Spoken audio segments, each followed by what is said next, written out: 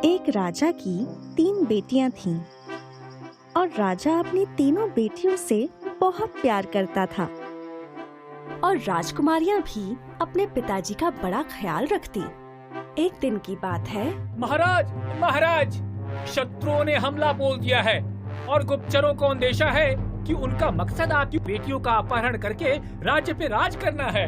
सेनापति, तुम एक काम करो, मेरी बेटियों को जंगल में ले जाओ और जब तक मेरा आदेश नहीं आए वहीं रहो। सेनापति ने महाराज का आदेश माना और वो राजकुमारियों को जंगल ले गया। मुझे बहुत भूख लगी है, तुम हमारे लिए कुछ खाने के लिए लाओ सेनापति। जो आज्ञा। शाम हो गई और सेनापति अब तक लौटा नहीं, तो राजकुमारियां उसे खोजने निकल पड़ी। रात हो गई और अब राजकुमारियों को डर लगने लगा। राजकुमारियां रथ के पास लौटकर राह तकते तकते सो गईं। भोर के समय अचानक छोटी राजकुमारी बालना आवाज से उठी। वो डर गई। राजकुमारियां उठ गईं और अब उनके सामने राजकुमार खड़े थे जो जंगल में शिकार कर रहे थे। राजकुमारियों ने उन्हें पूरा किस्सा बताया।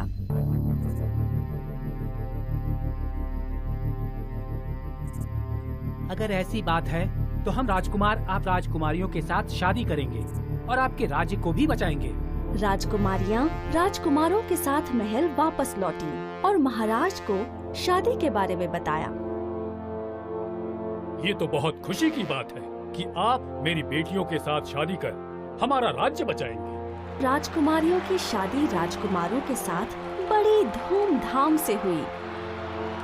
राज्य में जलसा हुआ। 1 साल बाद छोटी राजकुमारी बालना को लड़की हुई। क्योंकि ये नन्ही राजकुमारी सबकी चहेती है और सभी इससे बहुत प्यार करते हैं, इसीलिए इसका नाम प्रीत है। प्रीत कुछ महीनों की थी और उसके पिता शिकार करने जंगल निकल पड़े। 1 महीना हो गया, प्रीत के पिताजी जंगल से लौटे नहीं। हम भी जंगल जाएंगे और हमारे छोटे भाई भैरव को ढूंढेंगे। भाई जंगल तो चले गए पर उनमें से कोई भी नहीं लौटा। अब प्रीत 1 वर्ष की हो गई थी और आंगन में खेल रही थी। तब एक फकीर आया। भिक्षा, भिक्षा दे दो। बालना महल में जाकर कुछ फल लेकर लौटी है। फकीर बालना की खूबसूरती से बहुत आकर्षित होता है। वो रूप बदलता है। तुम तो बहुत खूबसूरत हो, तुम्हें मेरी पत्नी बनना चाहिए। मेरे पति राजकुमार भैरव अभी भी जिंदा हैं और मैं तुम जैसे पाखंडी की पत्नी हरगिज नहीं बनूंगी। बालना की बातों से जादूगर को गुस्सा आता है। वो बालना को अपने साथ लेकर चला जाता है।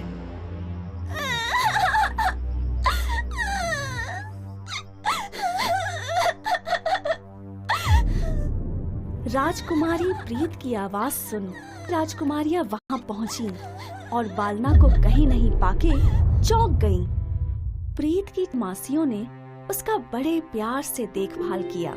प्रीत मासियों के साथ बड़ी होने लगी। प्रीत 12 वर्ष की हो गई थी। मेरे पापा कहाँ हैं? एक बार वो जंगल गए थे। बड़ी राजकुमारी ने प्रीत को उसके पापा, ताया और माँ के बारे में बताया। माँ, मैं अपने माँ, पापा और ताया जी को ढूंढ लाऊंगी, पर अगर तुम भी नहीं लौटी तो मैं 1 महीने तक उनको ढूंढूंगी, पर अगर वो मुझे तब भी नहीं मिले तो मैं महल लौट आऊंगी, पक्का। ठीक है, पर सिर्फ 1 महीना। राजकुमारी प्रीत अपने रिश्तेदारों की खोज में निकल पड़ी। वो कई गांव में गई, जंगलों में गई, पर उसके रिश्तेदारों का कोई नामो निशान न था। एक दिन राजकुमारी एक पथरीले गांव आई। वहां उसे एक मालिन मिली। माँ, क्या आप मुझे बता सकती हैं कि ये कौन सी जगह है? बेटा, तुम्हें यहाँ नहीं आना चाहिए था। ये बहुत खतरनाक जगह है। ये जादूगर पंचकिन का गढ़ है। मैं यहाँ अपने रिश्तेदारों को खोजती हुई आई हूँ। राजकुमारी प्रीत मालिन को अपनी सारी कहानी बताती है। तुम्हारे पापा और ताया जी यहाँ पत्थरों में कैद हैं और तुम्हारी माँ जादूगर से शादी ना करने के जुर्म में ऊपर किले की कोठरी में बंद हैं। आपका बहुत बहुत शुक्रिया। मैं अभी उन्हें छुड़ाकर अपने साथ ले जाऊंगी। ये इतना आसान नहीं है। मालिन राजकुमारी प्रीत को युक्ति बताती है। कुछ देर बाद राजकुमारी प्रीत मालिन की बेटी बनकर किले तक पहुंचती है और सिपाहियों की आंख बचाकर कोठरी तक पहुंच जाती है। बालना कोठरी में कैद है।